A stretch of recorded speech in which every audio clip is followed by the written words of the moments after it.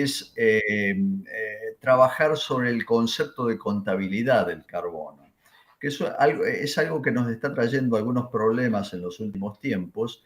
Y yo quisiera hacer una breve síntesis de qué es lo que medimos y cómo interpretamos con los distintos métodos o visiones o enfoques respecto a la contabilidad del carbono. Eh, Dicho esto, para arrancar, yo creo que estamos enfrentando lo que es un clima beligerante, un clima que de alguna manera le ha declarado la guerra al planeta y a sus sistemas vivientes, entre ellos a nosotros, y contra eso es algo que vamos a tener que luchar crecientemente en los próximos años. En los últimos 800.000 años, la concentración de CO2 en la atmósfera nunca había alcanzado las 300 partes por millón, siempre se mantuvo por debajo de ese umbral, hasta aproximarse a la década del 50, y a partir de ese momento empezó a trepar exponencialmente. Los contenidos hoy de CO2 en la atmósfera están cercanos a las 420 partes por millón, lo cual está asociado, si bien hay discrepancias en la forma de ver estas cosas o cómo se interpretan, lo cual está asociado al proceso de calentamiento global. Un trabajo reciente, muy reciente de la NASA de este año, donde compara o reconstruye en un mapa global las temperaturas del planeta respecto al año 1884, que lo tomó como año de referencia, y a partir de ahí va reconstruyendo mapas o figuras que ofrecen una visión de cómo habría sido, cómo es el tema del calentamiento global en la atmósfera en el periodo, en 100 años, en el periodo 1920-2022. Vemos en primer lugar una primera figura allá arriba a la derecha, donde nos muestra en el año 1920 un planeta mucho más frío que el actual. Diríamos, las temperaturas más cálidas se focalizan con colores amarillos o marrones. El resto era un planeta que estaba más frío en ese año respecto a lo que estuvo en el año 1884. En 1950 las cosas empiezan a cambiar un poco, ya vemos focos de calor o líneas de calor, cinturones térmicos que se localizan sobre todo en el hemisferio norte. En el año 1990, esa anomalía se va extendiendo al resto del planeta y ya no es solo el hemisferio norte el que aparece complicado, sino que estas bandas térmicas aparecen y se desparraman en el resto del planeta. Pero lo que ha ocurrido en este mapa del año 2022, que corresponde al año pasado, apenas al año pasado, es que tenemos una visión muchísimo más crítica. La NASA nos ofrece una visión muchísimo más crítica de lo que es la temperatura del planeta respecto a décadas anteriores, y que nos muestra realmente que estamos enfrentando un planeta mucho más caliente y más peligroso del que teníamos años atrás. Esto naturalmente era algo que se predijo hacia el año 2050 aproximadamente, pero todo se ha corrido hacia adelante. O sea, estos procesos se han adelantado y nos están trayendo problemas para los cuales no estamos bien preparados aún para resolver. Estas son las temperaturas de una reconstrucción del 5 de julio del 2023, o sea, digamos unas pocas semanas atrás, donde se ve que ya algunas partes, vemos en primer lugar un gran cinturón térmico que está un poquito desplazado hacia el hemisferio norte, y donde vemos temperaturas, sobre todo en el noroeste de África y en el Medio Oriente, vemos temperaturas que han oscilado entre 40 y 50 grados. Esto ha ocurrido también en algunos lugares de Europa, lo cual nos plantea una situación inédita, porque nunca se había llegado a tener en esas regiones temperaturas de esta magnitud. Entonces esto nos va planteando un panorama distinto, porque ahora lo que tenemos que esperar es que ese cinturón térmico que se inclinó, se deslizó hacia el hemisferio norte, cuando lleguemos al verano austral, ese cinturón térmico va a bajar y nos va a empezar a afectar directamente a nosotros. No sabemos si con la misma magnitud con que ha afectado al hemisferio norte. Este clima nos está abriendo una cantidad de incógnitas que todavía no podemos explicar enteramente. Simultáneamente, lo que está pasando es que se nos están calentando los océanos. Hoy en muchos lugares del planeta estamos entre temperaturas de 1 grado y 2 grados centígrados mayores a las medias, del año 1951-1980. Y esto sin lugar a dudas, siendo que los océanos y los mares son el gran termostato que tiene el planeta, el que nos ayuda a regular las temperaturas, no sabemos exactamente qué consecuencias puede llegar a tener ella. Una de esas consecuencias puede ser que el calentamiento de los océanos sea una verdadera fábrica de eventos extremos, como tifones, tornados, tormentas violentas. No lo sabemos exactamente, pero ese riesgo, diríamos, está abierto. Esto no era algo de lo que hablábamos 2 o 3 años atrás. No hablábamos todavía del calentamiento de los océanos. Sin embargo, ya los datos publicados este año nos muestran preocupación en torno al calentamiento de los océanos. Y después tenemos todo esto se superpone con lo que llamamos los fenómenos niño-niña. Diríamos que entre el año 1900 y el año 1960 teníamos un umbral más o menos conocido de lo que es el niño y lo que es la niña. O sea, el niño con una temperatura más caliente y húmedo, un ambiente más caliente y húmedo, más frío y seco la niña, y teníamos un umbral que en general no se superaban esos valores de niña y de niño que teníamos hasta ese momento. Pero a partir de los años 60, esos dos umbrales se extienden hacia arriba y hacia abajo y nos plantean unos niños y niñas mucho más extremos, lo cual puede en parte estar explicando estos eventos extremos que están asociados al cambio climático. No se sabe exactamente si el corrimiento de estos umbrales tiene que ver con el calentamiento global del planeta, pero se sospecha que esta puede ser una hipótesis plausible y aceptable. Estos también son valores muy recientes de este año, publicados por una agencia norteamericana este año, en el 2023. Y tenemos como ejemplo de estos eventos extremos lo que ha pasado en Europa este año. Entre el 7 y el 14 de julio del 2023 existieron, diríamos, eventos térmicos muy extremos que nos han llevado a plantearnos toda una cantidad de hipótesis y de teorías nuevas.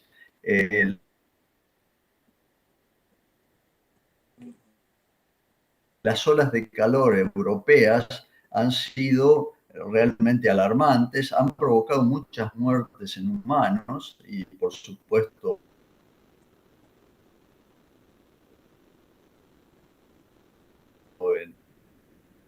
bien. Y es algo a lo cual tenemos que estar preparados para enfrentar en los años que vienen. Y es así que ya se están reconstruyendo mapas. Por ejemplo, el Washington Post publicó que la ha reconstruido en base a trabajos científicos. Y la conclusión del periódico es que se estima que unas 1.300 millones de personas estarán expuestas a calores extremos de larga duración y muy alto riesgo para la salud en unos 30 años. Y ahí nos muestra que las zonas más oscuras, que están ubicadas sobre todo, la estamos viendo en África, la estamos viendo en la India, en el sudeste asiático, vemos temperaturas donde diríamos, los niveles térmicos pueden ser superiores a 32 grados durante periodos muy largos. Por ejemplo, ahí figura más de 180 días, lo cual no sabemos todavía cuán compatible es eso con la vida humana. se supone que esto va a tener o va a acarrear una serie de riesgos. Afortunadamente para nosotros, como se ve en el globo de la izquierda, aparentemente esas proyecciones no son tan severas para lo que sería Sudamérica, y menos aún en el caso de la Argentina, y menos aún en lo que llamaríamos la región central de Argentina. Habría un número de días con temperaturas altas, superiores a 32 grados, quizás como máximo hasta unos 30 días de duración. Esto obviamente nos preocupa, pero es mucho más preocupante en otras regiones del planeta. Y eso, bueno, es algo que no es para que lo tomemos a la ligera, pero tampoco nos plantea una preocupación permanente sobre la propia salud humana. Entonces, este es un poco el panorama que se está presentando. Todo esto se adelantó, yo diría que se ha adelantado casi 30 años, estaba proyectado hacia el año 2050, 2060, pero todo esto se ha adelantado. Y es así, por ejemplo, que hemos tenido como eventos extremos unas lluvias, unas sequías muy intensas comparados con el periodo 1991-2020, que se han expresado, se han manifestado en distintos puntos del planeta. Por ejemplo, gran parte de Estados Unidos, gran parte de Europa ha sido afectado por estas sequías, y lo que ya conocemos, 3 años niñas seguidos en nuestro país, que ha afectado gran parte de diríamos, de la mitad norte del país. Esto, diríamos, constituye, representa de por sí, también Australia está incorporado en este panorama, esto representa de por sí un punto de alarma porque está directamente asociado a la propia producción agrícola y a la propia producción ganadera, que es el tema que nos está ocupando en esta disertación de hoy, ¿no? Y es así que un mapa que corresponde a los primeros 10 días de julio del 2023, vemos en Europa una extensa área con déficit de lluvia, con déficit de humedad del suelo, y donde hay cultivos severamente comprometidos, lo cual afecta en esas regiones la propia seguridad alimentaria. Esto no tiene muchos antecedentes previos, por eso lo presento casi como una curiosidad, pero es algo a lo que debemos estar atentos. Y cuando uno combina imágenes, imágenes satelitales del sur de Europa, del norte de África y del Medio Oriente, aparecen los satélites detectan las áreas que han sido sometidas a fuegos de alta intensidad y de alta frecuencia. Y vemos que todo el sur de Europa y el área norte de África y Medio Oriente está siendo sometida a fuegos muy intensos y muy frecuentes que ponen en riesgo inclusive la propia vida humana. Esto no era habitual, siempre hubo incendios, me van a decir, y tienen razón, siempre hubo incendios en todo el mundo, pero esto se está dando con una frecuencia bastante inusual en estos momentos. Este año el sur de Europa ha sido motivo de permanente difusión en los medios de comunicación a raíz de los incendios en Grecia de este año, que han puesto en peligro miles de vidas en esa región, en todo lo que es la región de los Balcanes, nos ilustra sobre lo que estamos viviendo. Yo no quiero con esto alarmar a nadie, pero sin lugar a dudas estamos experimentando situaciones climáticas a las cuales no estamos preparados ni habituados, ¿no? Por otro lado, también tenemos el tema de la retracción de las masas de hielo en los Andes, en las regiones andinas, que proveen agua a cultivos o áreas de oasis de regadío que son muy importantes para la economía del país. Este es un trabajo publicado en el año 2019 en la revista Nature, donde se ve con distintas tonalidades de rojo y de marrón las áreas que empiezan a sufrir una retracción severa en las masas de hielo y la pérdida de metros de equivalente agua en ese sector andino. año 2009, 2000-2009, y vemos que en el periodo siguiente, 2009-2018, esa área de, diríamos, de pérdida de glaciares y de torres de agua, como se estila decir, se va desplazando hacia el norte. Y eso naturalmente tiene un efecto sobre las economías de esas regiones. Y esto es producto también, o está atribuido también al calentamiento global que está alterando el ciclo de deposición y de movilización de las masas de hielo. Uno analiza, por ejemplo, cómo eran las tendencias de los caudales históricos del río Colorado en una estación determinada, Butarranquil se llama, entre el año 1939 y 2022, y empieza a apreciar rápidamente que entre el periodo 1939 y 1999, o sea, casi 60 años, con fuertes oscilaciones, la tendencia se mantuvo relativamente constante, subiendo y bajando, pero con una tendencia estabilizada a través del tiempo, en la gran tendencia general. Pero cuando entramos en el periodo 2000-2022, vemos que el caudal del río Colorado empieza a declinar casi abruptamente, y eso tiene un impacto importante sobre, por ejemplo, sobre el sur de la provincia de Buenos Aires, el partido de Villarino, donde se hace riego, donde hay una economía importante de regadío, que empiezan ya a manifestar mucha preocupación con la caída de caudales del río Colorado. Entonces, esta es una consecuencia que yo creo que está asociada a los mapas que he mostrado anteriormente y que es algo que yo estuve en un congreso que organizaron hace unos 10 días aproximadamente en esa región, y están viendo cómo replantean todo el sistema productivo debido a que se están quedando sin agua. Ahí tienen una economía de regadío muy importante y se están quedando sin agua. Esto, digamos, yo les llevé estos datos que nos muestra con números lo que está ocurriendo. Pero si analizamos en general la evolución de los caudales anuales, los caudales medios anuales en metros cúbicos por segundo, de una cantidad de ríos cuyanos, yo presento solo 6, que ocupan también importantes cuencas de regadío. Estos datos se toman en distintas estaciones de aforo, de medición.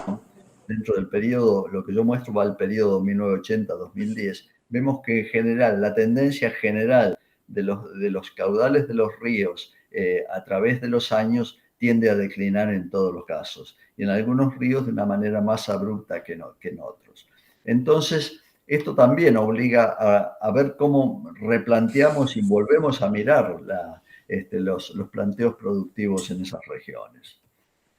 Bueno, esto es un poco el panorama para mostrar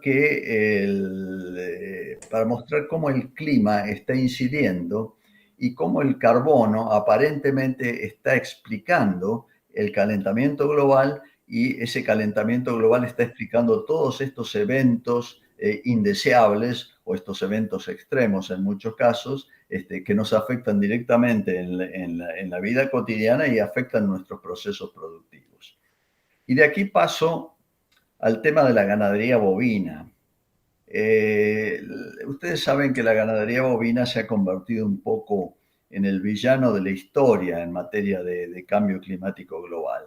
Y esto nos está obligando a abordar la problemática de la ganadería bovina y a abordar más específicamente las conjeturas que van surgiendo en la forma en que tenemos que medir las emisiones de carbono. Si la ganadería realmente es responsable de las emisiones de carbono del planeta, tenemos que abordar la problemática. Ya sabemos que hay una política distractiva, una estrategia distractiva muy fuerte, sobre todo de las empresas que consumen enormes cantidades de combustibles fósiles, para distraer la atención y volcarla hacia otro sector de la producción, en este caso la ganadería, y hacerla corresponsable de los problemas que hoy afectan al planeta. Cuando uno toma los reportes de Naciones Unidas, este es un reporte del año 2018, pero más o menos se mantienen los mismos valores, En esos reportes se analizan las contribuciones de distintos sectores de la economía y de la sociedad a la emisión de gases de efecto invernadero, a una escala global. Siempre estos valores están referidos a una escala global. Y ahí aparecen, por ejemplo, distintos sectores, como el sector energético, la industria, el transporte, los residuos residencial, con distintas contribuciones al cambio climático global, o el carbono que explica el cambio climático global. Y vemos también que lo que es agricultura y ganadería, sumados, explicarían, de acuerdo a la visión de Naciones Unidas, entre un 24 y un 32% de las emisiones de carbono del planeta, que hoy se dan en el planeta. Bueno, y a partir de aquí se empiezan a generar una cantidad diríamos, de especulaciones respecto a lo que se puede hacer con la agricultura y lo que se puede hacer con la ganadería, sobre todo con la ganadería, que está mirada como el mayor responsable de estos dos sectores. Y aquí vamos un poco a mostrar algunos números. Estos son datos que provienen todos de FAO y que muestran una visión, yo diría, controversial del problema. En este caso, lo que analizo, este es un trabajo que publicamos en una revista de veterinaria, una revista internacional. Se analizan las emisiones de carbono de la ganadería general y la bovina en particular, estimadas a través de trabajos de la FAO y por estadísticas globales de la FAO, que han aplicado distintos métodos de cálculo. Por ejemplo, el valor más alto, que tiene que ver con ese 18 y pico por ciento, surge a partir de un libro que fue muy influyente en el año 2006 y que se tituló La larga sombra del ganado, a partir del cual empiezan a producirse una cantidad de cuestionamientos muy fuertes a la ganadería, sobre todo a la ganadería bovina, por su impacto sobre el clima y por su impacto sobre otras variables ambientales. Ese libro, que tuvo un efecto de shock muy importante porque agarró desprevenido a todo el mundo, posteriormente corrige un poco esas cifras, las baja en un segundo libro, pero las baja un poco, al 14 y pico por ciento, ya no es el 18 y pico o el 18%, y baja un poco esa información.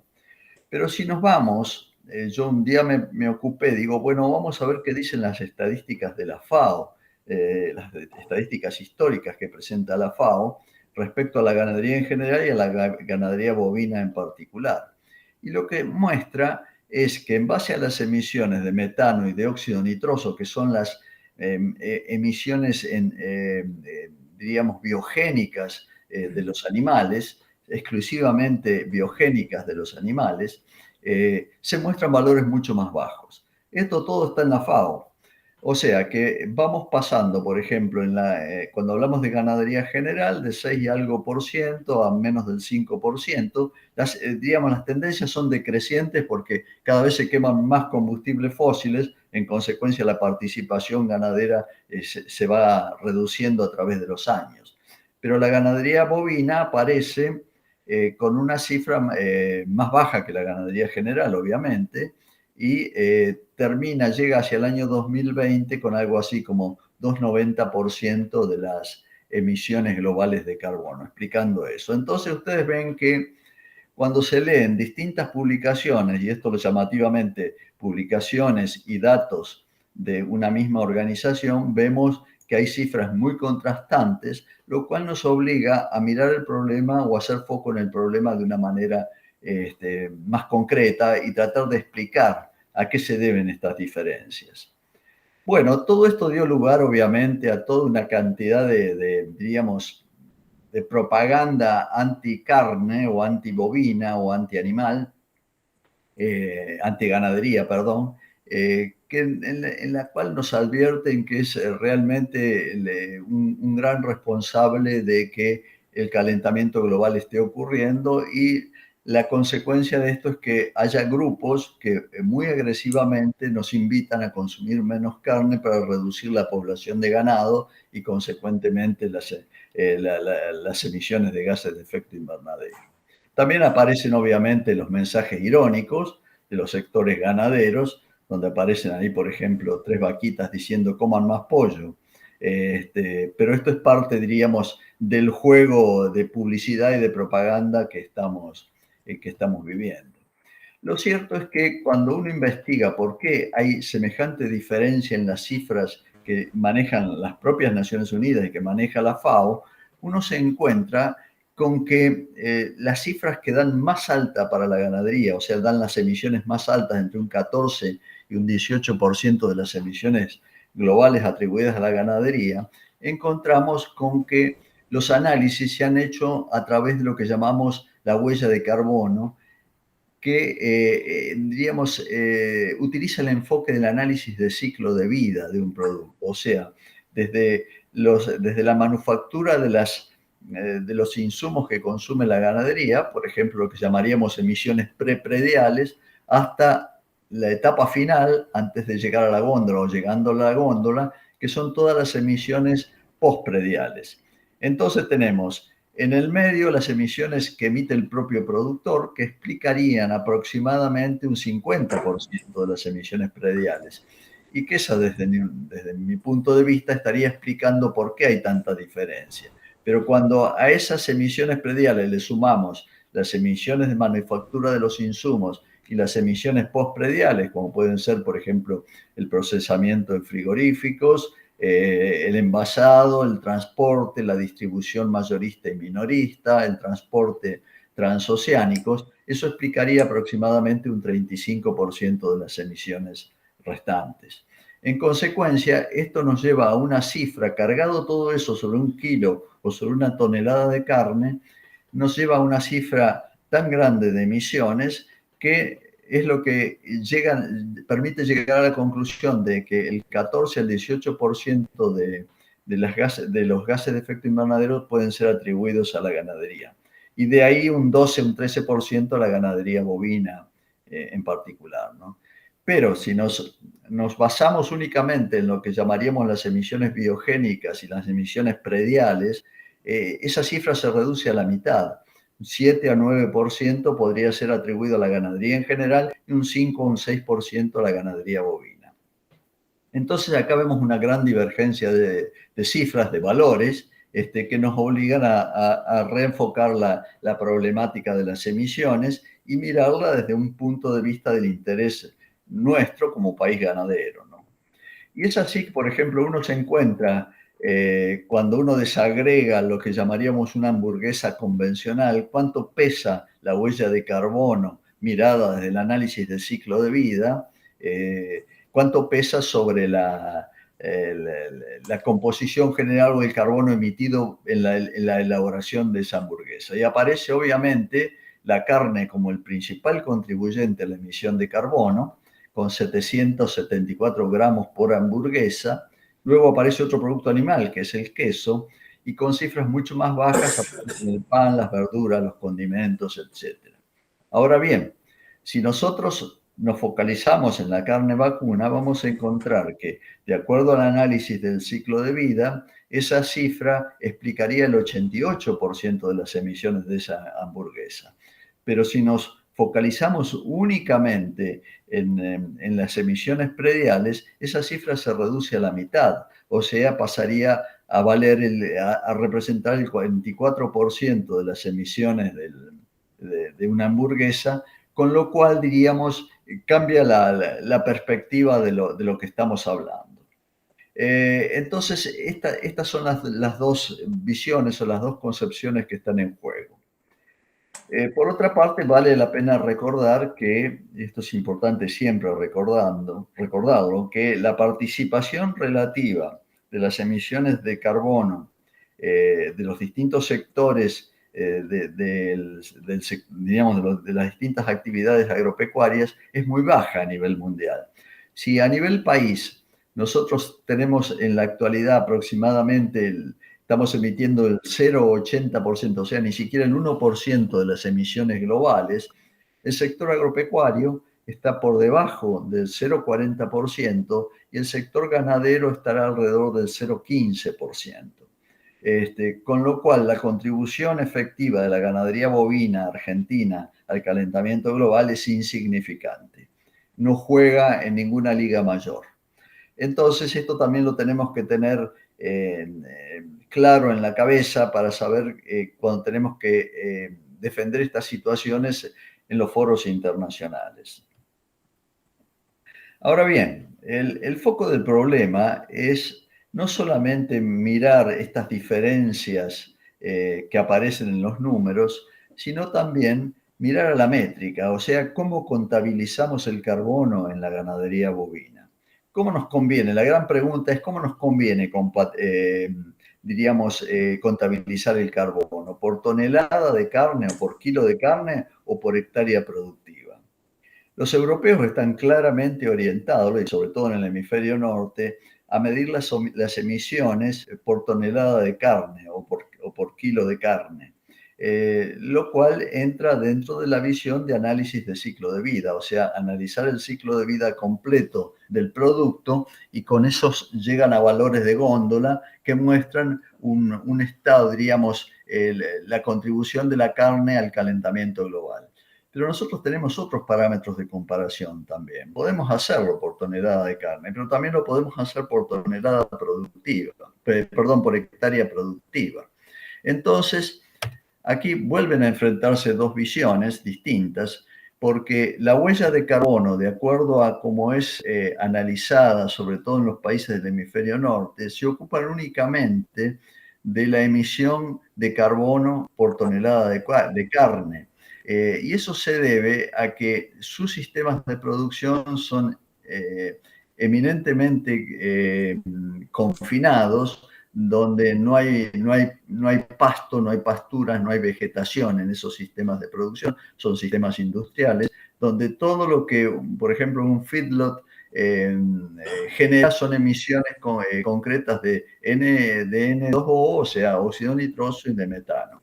Pero resulta que en nuestros sistemas de producción de tipo pastoril, extensivo, mucho más extensivo que los europeos o los que, de otros países del hemisferio norte, tenemos que mirar no solamente la huella de carbono, sino también lo que llamamos el balance de carbono, que analiza no solamente la emisión de carbono, porque nuestras vacas emiten carbono como cualquier animal, cualquier vacuno del mundo, pero sino también mirar lo que es capaz ese sistema pastoril de capturar y de acumular o de almacenar carbono en biomasa y en el suelo. Entonces, esto nos plantea una visión distinta, o sea, una cosa es la huella de carbono y otra cosa es el balance de carbono, la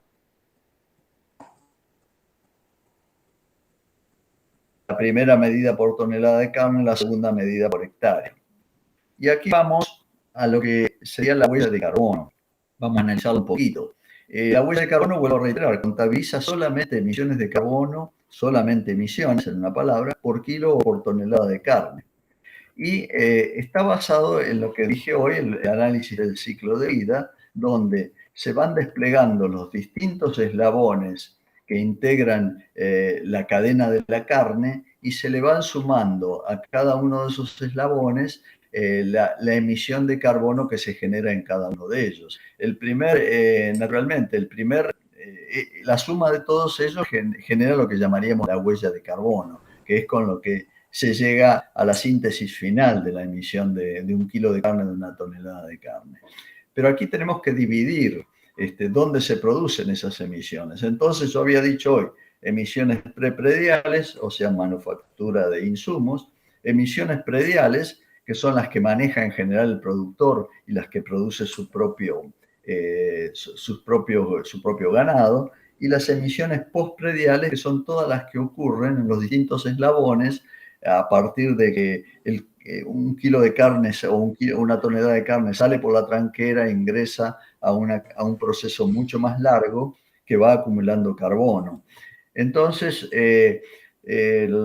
hay trabajos hechos recientemente por el INTA y por el INDI que muestran que cuando sale 1 tonelada de carne por la tranquera de un establecimiento, a lo mejor sale con unos 3.300 kilos de carbono por tonelada de carne, pero a medida que como se va reduciendo la masa del producto, o sea, el producto se hace cada vez más chico para poder comercializarlo, se va y se le van agregando emisiones de carbono en los distintos eslabones, la huella de carbono se va incrementando a medida que vamos avanzando a lo largo de la cadena y va a llegar a la góndola con una carga de carbono que es muy distinta de la que salió del campo.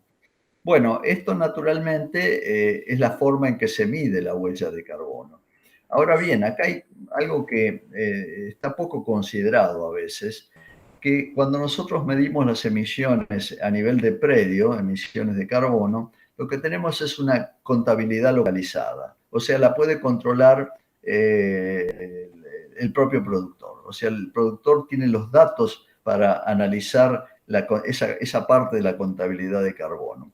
Pero la mayor parte del carbono que se emite a lo largo, por fuera del predio, o sea, en las emisiones pre y postprediales, son contabilidades deslocalizadas. O sea que el productor no tiene ninguna posibilidad, mediante prácticas de manejo, de controlar lo que ocurre antes y después de la cadena de la cadena de la carne. Y esas escapan directamente al control del productor. Entonces, este es un aspecto que yo creo que es importante, que tenemos que considerarlo, porque el productor no tiene responsabilidad sobre otros eslabones de la cadena en las cuales él no interviene. Y sin embargo, a su producto le van cargando emisiones de carbono que se producen en esos eslabones. Y aquí tenemos un punto importante. A medida que nos desplazamos de los sistemas extensivos a los sistemas intensivos, si medimos, miren el eje de las X, si medimos la producción de carne por cabeza, lo que vamos a encontrar es que a medida que el proceso productivo se hace más eficiente, o sea que un animal gana más por cabeza, y aquí inciden factores como la genética, la nutrición y otros factores de manejo, vemos que la huella de carbono medida en kilos de carne por kilos de carbono por toneladas de carne tiende a decrecer. O sea, la huella de carbono mejora a medida que aumenta la eficiencia individual de los animales. Estos son datos de 40 establecimientos ganaderos que hemos analizado en la Argentina y que muestra que realmente la huella de carbono muestra una alta sensibilidad al rendimiento por animal. Y este es un factor importante. Por ahí uno lee que las huellas de carbono de varios productos argentinos son más bajas que las europeas o de otros países. Bueno, esto tiene mucho que ver con la eficiencia del sistema y además con los insumos utilizados, los insumos que emiten carbono hacia la atmósfera. Pero, digámoslo así, cuando en lugar de medir la productividad por animal, medimos la productividad de carne por hectárea, ahí vuelvan otra vez al eje X, cuando medimos la huella de carbono, cómo incide o cómo se asocia al pasar de un sistema extensivo a un sistema intensivo, vemos que hay un lío. O sea, la huella de carbono no nos está sirviendo bien. ¿Por qué? Porque muestra baja sensibilidad al rendimiento por hectárea. Entonces, un animal, por ejemplo, que está en un feedlot, o sea, en un sistema intensivo, a lo mejor tiene una huella de carbono más baja que un sistema muy extensivo que está ubicado en el otro extremo. Con lo cual, la huella de carbono ahí empieza a mostrar deficiencias en lo que hace a analizar el producto por hectárea, o sea, las emisiones por hectárea. Las emisiones por hectárea miradas desde el punto de vista de la huella de carbono no reflejan bien el pasaje de un sistema extensivo a un sistema intensivo. Y como en nuestros sistemas de producción predomina la ganadería extensiva, este indicador, la huella de carbono, no es necesariamente útil para nosotros, ¿no? Entonces, lo que esto está mostrando es una distribución despareja de las cargas. O sea, un sistema más extensivo aparece con una carga relativamente alta respecto a un sistema más intensivo. Y esto nos lleva a la idea entonces de balance de carbono. Si es que tomamos la hectárea como base, ya la idea de balance de carbono es bastante distinta de lo que es la idea, como expresé anteriormente, de lo que es la idea de huella de carbono. El balance de carbono contabiliza las emisiones, como también lo hace la huella de carbono, pero también intenta contabilizar las capturas de carbono por hectárea productiva. Y es así que cuando medimos la producción de carne por hectárea y en lugar de hablar de huella de carbono, hablamos de emisión de carbono por hectárea, ya la relación queda muy clara y muy definida. O sea, medir la emisión de carbono por hectárea ya nos brinda un panorama, un cuadro mucho más preciso y riguroso de lo que significa pasar de un sistema extensivo a un sistema intensivo. Y esto, diríamos, también nos plantea una forma distinta de ver las cosas. O sea, aquí la emisión de carbono por hectárea tiene una muy alta sensibilidad al rendimiento por hectárea, cosa que no ocurría con la huella de carbono. Y bueno, pero digamos, este proceso no es tan lineal como podemos imaginar, porque a medida que vamos aumentando las cargas animales en un sistema de producción, en un sistema ganadero, podemos pasar de un balance positivo a un balance negativo de carbono rápidamente por simple acumulación o aumento en la densidad de animales. Este es un aspecto importante.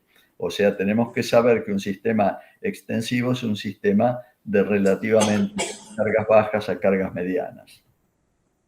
Y aquí vamos directamente a aspectos que tienen que ver más que nada con los inventarios y con eh, diríamos, con la forma en que medimos estas cosas.